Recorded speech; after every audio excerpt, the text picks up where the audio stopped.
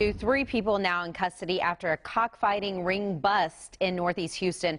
Officers followed a stolen van to the property and arrested the driver.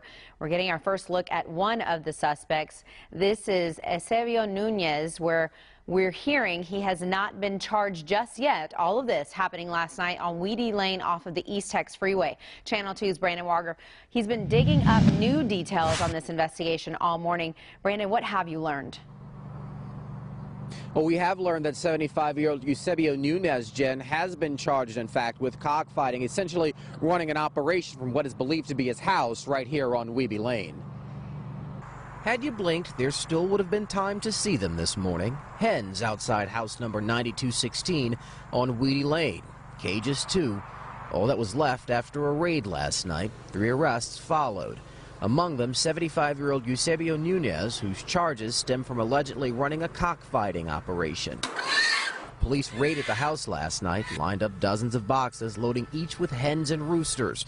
It's alleged Nunez provided the space, equipment, and trained the birds to fight. Investigators also uncovered gaffes they say Nunez allegedly used during cockfights. 2 other men were also arrested. They have been identified as 39-year-old Jose Nunez and 40-year-old Henry Nunez. And back here live, you're looking at one of the chickens still out this morning. They've been walking about throughout the morning. I guess apparently a few of them have been left behind.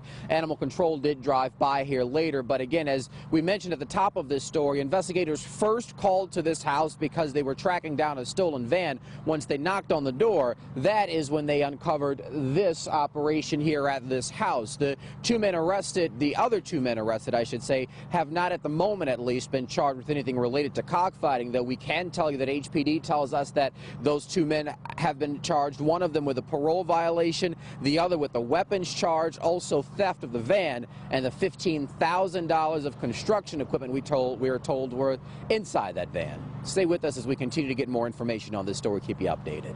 We're live this morning on the Northeast Side. I'm Brandon Walker, KPRC, Channel 2 News.